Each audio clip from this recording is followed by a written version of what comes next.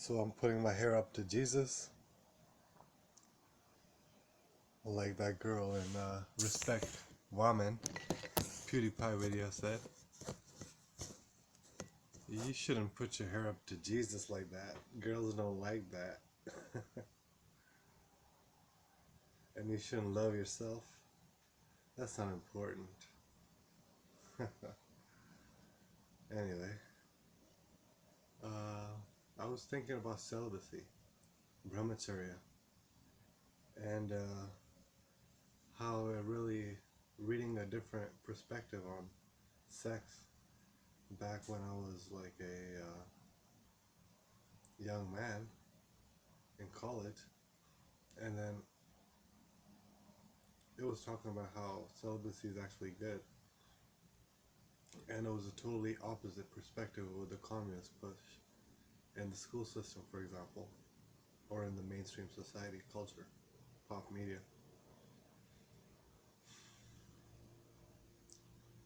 So they're both wrong, actually. It's the middle road is actually uh, somewhere. The truth is probably somewhere in the middle, because um, such a complicated subject, you know, gender relations, mating, and procreation, and so forth, population control. So it's a very muddied subject, because if you look at mainstream science too, you won't get the full picture. You'll just get a superficial whitewash of the whole situation that makes pop media and everything seem okay, reasonable, moving in an okay direction, maybe a little too far, but something like that, you know. So I was just thinking that, for example, the rules in the Bible are very strict regarding sex and marriage and so forth, and even male and female gender roles. And I think in Islam it's a little more broad. For example, contract temporary marriage is allowed in Islam. So it just gives more options for a more modern time. Because when the Bible was written, it was a very, not feudalistic, but a very, yeah, it was feudalistic, because Rome was pretty feudal. Um,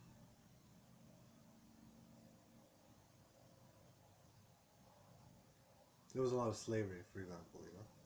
So there was a lot of exploitation going on, which is in contrast to the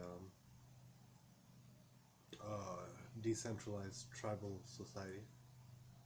There's a lot less of that going on there. Although the feminists will argue that the women are being exploited and the children are being exploited. They don't get to sit around all day in school and so forth. So yeah, so it was a very feudalistic society and so forth. So Christianity. So uh, the Puritanism of it all um, fitted in with the fact that it was a very conformist society. Everyone was pretty much isolated in order for the control system to work.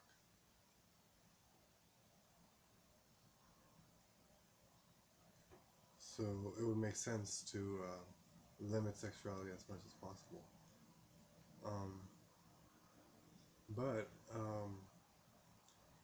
like I was saying, these rules have been in place for thousands of years, and breaking these rules, we can see all the insanity and dysregulation in the society. So all the things that in a natural system nature would not forgive, you know. For example, soy boys.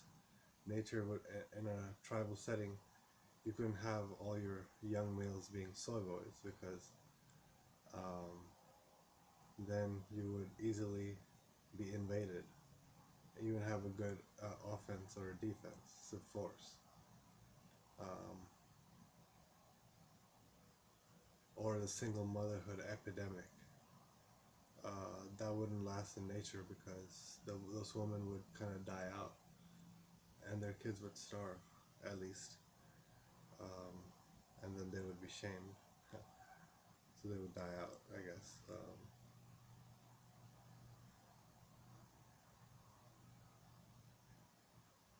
And yeah, same with the incel epidemic.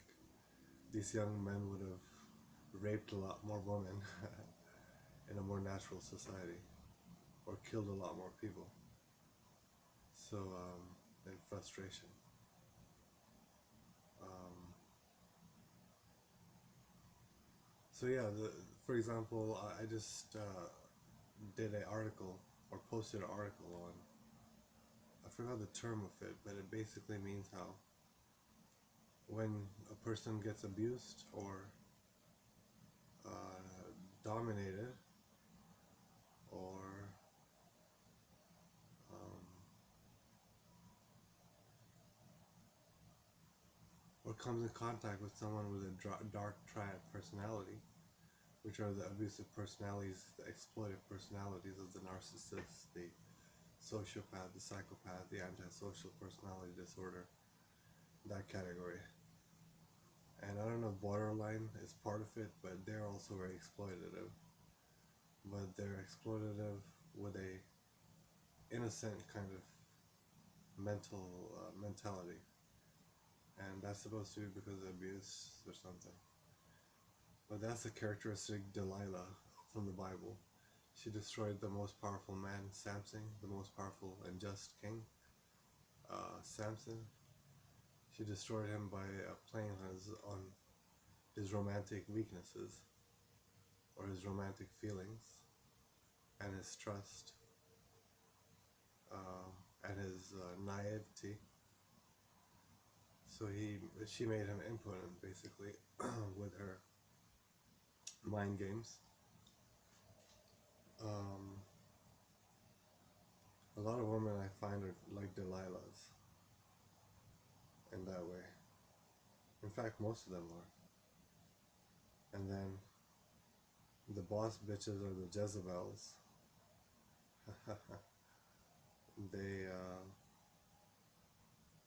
have like a secret hacker script where they can manipulate people's emotions better because they're so thirsty for power and control over everything.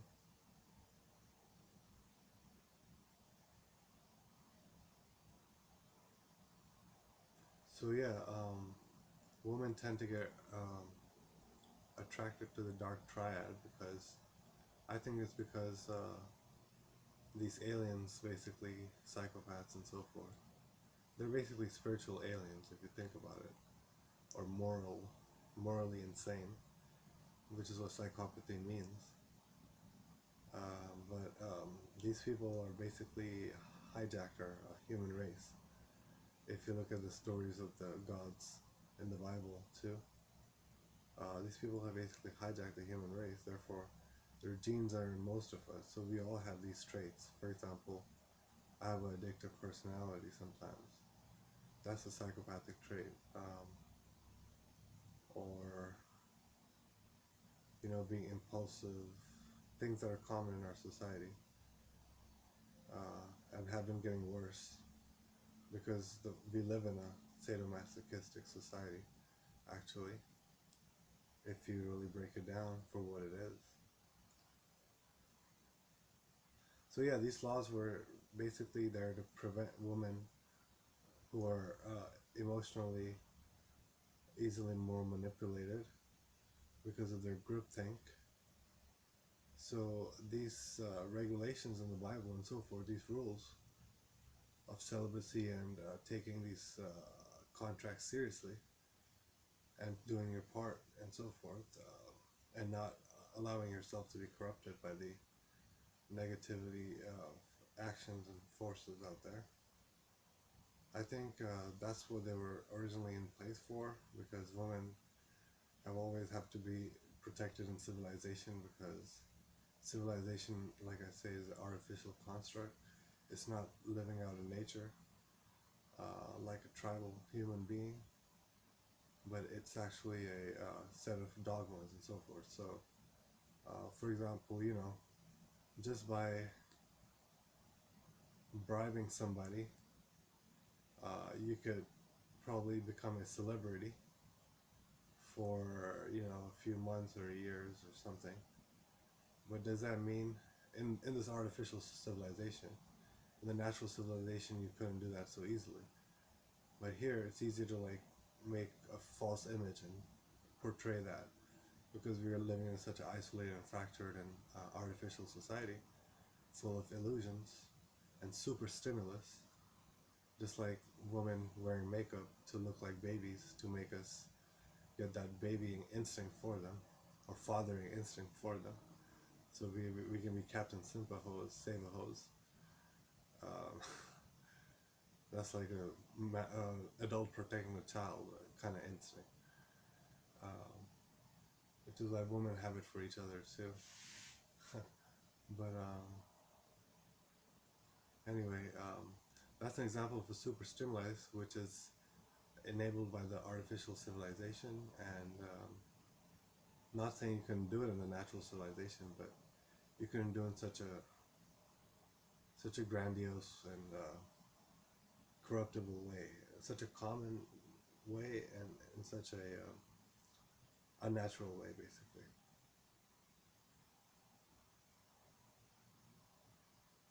So yeah, there's a lot of these super stimuli, and like we know that if women have more than 4 partners or 5 partners, they become broken, damaged goods, and they cannot bond anymore with a man for life. Then they just become aunties. They're not capable of having a family, so no man in his right mind will want to take care of them for life, and that's how the system used to be. So that's why to protect women, they weren't sexual. There was heavier sexual restrictions. In fact, they could die if they made a wrong decision sexually. So, like I say, it's all for a reason. Every law is not there just because people are gone crazy, but it's there to maintain a control system over the population and keep exploiting the population too for the small minority. So yeah, that's why I think people shouldn't like believe in all the lies that everybody believes in, which seems reasonable and seems backed by science. But we should also think about why people in the old days were for so long, were so stuck to those systems and those ways. For example, man should be the head of the household. That was put there in America, especially because America is a very dangerous society, and it wasn't connected to the roots like Europe. So there was probably more exploitation of the weak going on. So maybe that's why there's so much more so many more chimpanzees in America. Because that might just be Captain Save-A-Ho might just be part of the culture here. Because women might have been scarce too. Because it was a lot of people coming in from ships, so I guess you have to volunteer. It might not have always just been families. It might have been a lot of single guys coming too, to take advantage of the gold and the riches.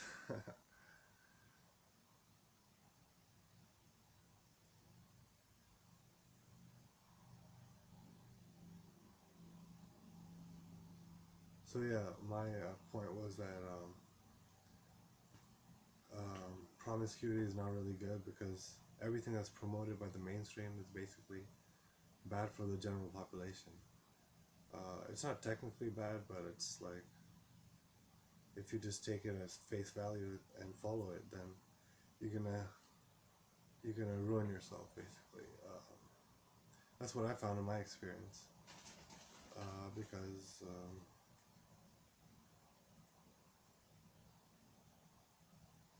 well, one more example I had was that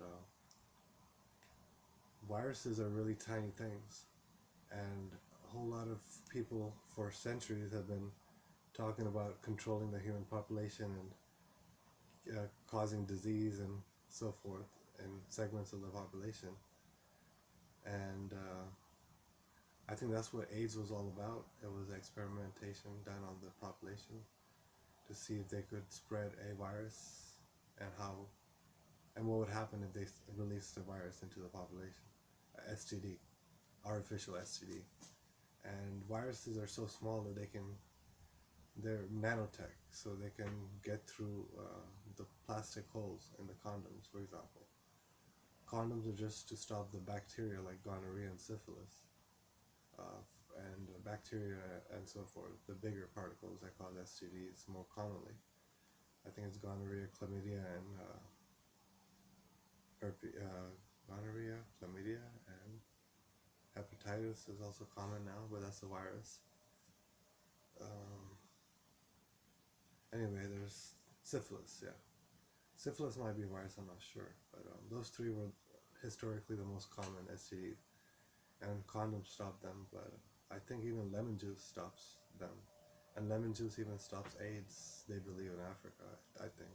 I read somewhere. But lemon juice is definitely an antibacterial, antivirus, so that would work. Probably better than just a condom. And they used to make condoms out of elephant dung. That was interesting. I don't think they were condoms, they were more like sperm blockers. Intrauterine devices. But anyway, they made condoms too out of some stuff.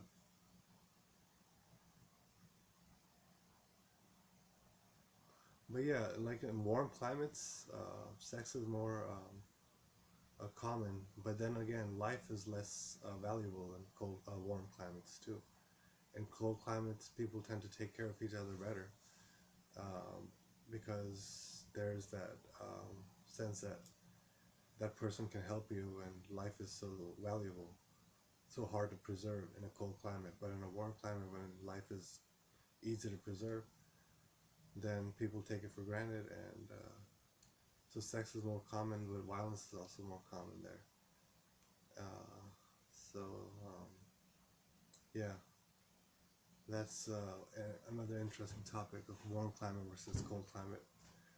Because right now we're just so confused, you know. People have the Christian system, then they have the modern Christian system of marriage and so forth, and then they have the mainstream system, the liberal system, the progressive liberal system, and so forth. So it's like, it's a very complicated whole sets of different values, and these categories are also not very well organized or understood by the general public, at least. So it's like, it gets confusing navigating the whole, they call it the dating market or whatever. Shit, I wish it was a market. You just go in, the hotter the girl is, the cleaner the girl is, and the more you pay her, and so forth. And she takes care of you for the night or whatever, you know. But obviously the system is set up not for the common man, but for the greediest of the greedy and the most wicked of the wicked to exploit. So that's why things are messed up. And yes, I just want to think there's a lot of information in history and literature that we can learn about mgtow, friendly topics, and debunk feminism once and for all, and awaken our sisters to the light by not being so hostile towards people who have made mistakes, I guess. Shit, because we've all made mistakes. So come on, check it out. I think I already talked way too much. Next time I'll try to organize it better, take some notes, because that was helping me keep the length short, I think, and more impactful, or more meaty, at least, more full of ideas. This is Kunal talking about how I'm so freaking confused about sexuality and gender, and the system that is supposed to be behind all of this. But it looks like there is no system, hence the bad boys win and the nice guys come last, huh? That kind of explains it. Alright.